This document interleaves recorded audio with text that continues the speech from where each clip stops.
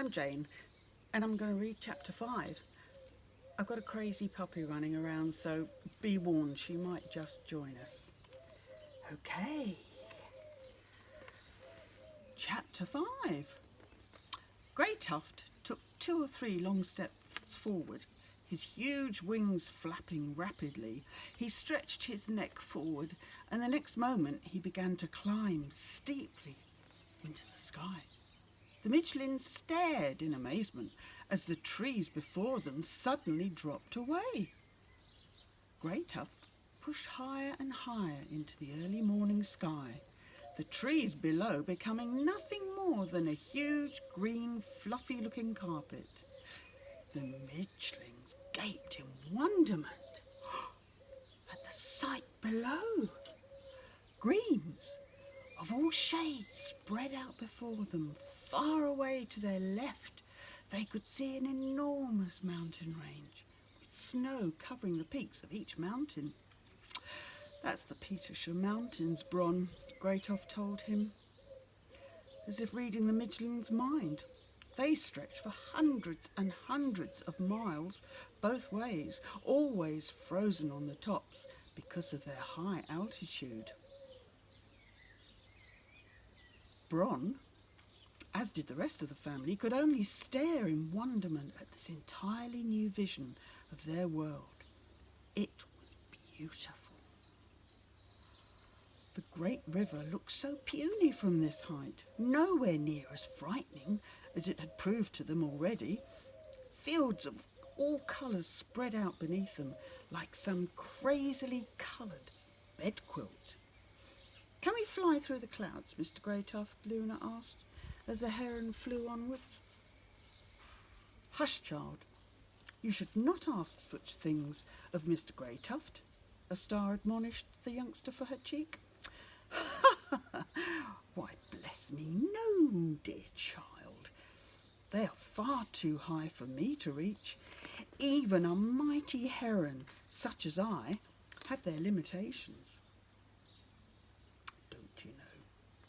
What's the cloud made of, Mr. Greytuft?" This time it was Sol's turn to question the bird. "Why, dreams, of course, young Sol Midgeling. I thought everybody knew that. Dreams?" Sol was totally bemused at this reply. "Of course. Where did you think your dreams go to and come from as you lie asleep in your bed at night?" "Sorry, I warned you. Lottie!" "Carry on." "I don't know, sir. I've never thought about it, really. But you do dream, I take it." Greytuft spread his wings and let the air currents carry him along now, gliding gently and silently. "Yes, sir. I dream a lot," Sol answered politely. Luna, a star, and even Bron were listening closely to this conversation between the young Midgeling and the giant heron. "Well, there you go then. You can't be walking around with all those dreams cluttering up your head now, can you?" "Of course not. That simply wouldn't do. When you're not using your dreams, they come up here and form these huge clouds that you can see. But these clouds are millions of miles big, Mr. Greytuft. So do you think you're the only person in the world to have dreams, young Mr. Sol? Of course not. Everybody in the world has dreams, and these are those dreams waiting for each person below to go to sleep and reclaim these dreams." A star gently stroked the long feathers on the back of Greytuft as they flew. He was such a kind bird and so patient with the little ones. "Oh, thank you, my dear. A little lower to the left, if you please." Mr. Greytuft screwed his face and eyes up in the sheer delight as the Midgeling woman scratched at his feathers for him. "Are my dreams up here too, Mr. Greytuft?" Luna looked around at the mass of white fluffy clouds, trying to see if she could actually spot them. A dream in there, not really knowing what a dream looked like. "Yes, child, everyone's dreams are up here, including my own. When you next next go to sleep, one of these dreams in here will pop down to see you, and you'll know which one it is too. Well, if these clouds are all made up of dreams, then, Mr. Greytuff, what makes up those nasty storm clouds that sank our boat then?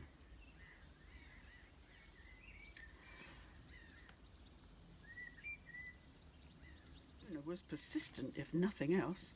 A star felt slightly embarrassed by her questioning of the lovely heron, but Greytuff didn't seem to mind one little bit. Ah, now those are called bad dreams, my dear, or nightmares. Each one of us has some of those as well. Not nice, but they won't harm you, though.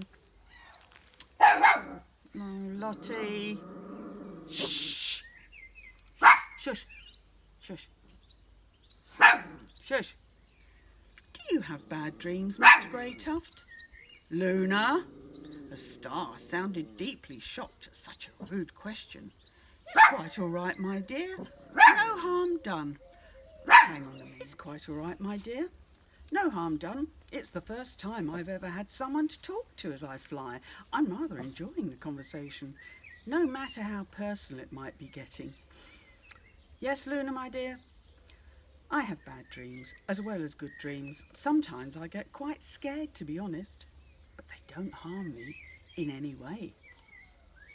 How can you ever get scared, Mr. Greytuft? You're a super bird. Greytuft rocked back and forth with laughter at this wonderful sentiment. Goodness gracious me, no. Why, thank you for saying so, young soul Midgeling, but I'm just an ordinary heron. Like any other, I do get scared from time to time. A star gave the heron's feathers a vigorous scratch with both hands, and she leaned forward to whisper in his ear, "You will never be just another ordinary heron. To me, Greytuft, I owe you my family's lives. You will always be my very own star in the night sky, for as long as I live." Greytuff felt the back of his throat tightening, and his eyes suddenly became very misty. Nobody had ever spoken so nicely to him before in his whole life. Thank you. Thanks, my dear. He was having trouble getting his words out because of the lump in the back of his throat. Coo! Morning all. What might you lot be doing up here then? The familiar voice made everyone jump in surprise. Well, everyone but Greytuft, that is. He had seen the pigeon a long time ago and knew that they would meet up shortly. Good day to you, Master Ferdinand. How are you this fine morning? Ferdinand? Both Sol and Luna had to force themselves to stop from laughing out loud at such a silly name. Fortunately, the pigeon didn't see their rudeness, but unfortunately, a star did. A couple of discreet digs into the children's ribs soon stopped them from laughing. I'd be just fine, thank ye. Greytuft, morning all. Ferdinand nodded his head at the midgelings on Greytuft's back. Good morning to you, Mr. Ferdinand, Bron replied politely. Why, if it ain't young Mr. Midgeling, what the blazes do he be doing up here, might I ask? Ferdinand looked amazed to see an entire Midgeling family riding on the back of the heron. Now then, Ferdinand, that's a long question to answer right now. Suffice it to say that I'm giving my friends here a lift to their new home at Astaria. Greytuff cut short all the lengthy replies required to answer the pigeon's questions politely. Astaria, eh? That be where I'm heading right now myself, Ferdinand cooed conversationally. Oh, excellent, excellent, Greytuff replied. Be a good chap and fly on ahead, will you? Tell the two midgelings already that there that we are coming and shall be arriving sometime around tea time.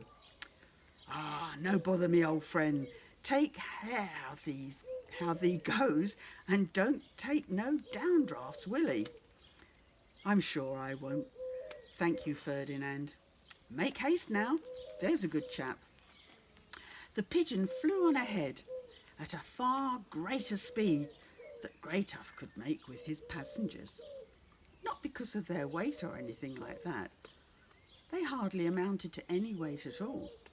Really, Greytuff was just making sure he never dropped any of them from his back and was taking his time. What did Ferdinand mean when he said, "You shouldn't take any downdrafts, Greytuff"?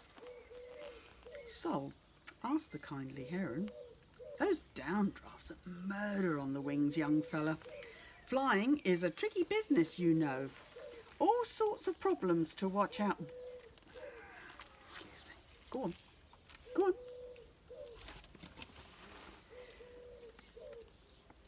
Flying is a tricky business, you know. All sorts of problems to watch out for. Downdrafts are just one of the nasty little surprises you can come across up here. What are they then, Greytuff? Well, whilst we're flying like this, I'm using the various air currents to fly along, rather like you use in the river. Sometimes, though, you meet a sudden drop in the air pressure and it causes you to plummet downwards rather quickly. Fair turns the old tummy, I can tell you. Have to fly like the blazes to get back to the correct altitude. Sounds like fun to me, Greytuff. Sol was becoming excited at the thought of this experience. Fun? Oh, if it's fun you want, young man, I suggest you hold on tightly. Greytuff's suggestion had just sunk into the midgeling's head, and they each grabbed as much of a handful of feathers as they could. "No!" Bron shouted, but it was too late. Greytuff dived towards the ground in a near vertical dive. The midgelings held on as tightly as they could. The children screamed in terror as they saw the ground coming up to meet them. At the very last minute, the heron suddenly turned skyward. Once more. Now the ground was receding and the clouds were falling from the sky to meet them, it seemed. Greytuff then turned over in a complete roll, the midgelings clinging on for dear life as they first faced upside down and then were once more back on top again. "Mr. Greytuff, if you please!" A star had to scream at the heron to make him stop his antics. "Oh yes, quite right, quite right. So undignified. Sorry, my dear, got carried away somewhat, don't you know." Greytuff apologised profusely for his crazy flying and settled down once more on a steady course for Astaria. "That was great, Mr. Greytuff," the children called out to Heron as he flew on. "Yes, I do believe it was rather fun." Greytuff spoke very, very quietly so that nobody heard him, a small chuckle bubbling away in his huge beak. That's it. Have fun with the last one.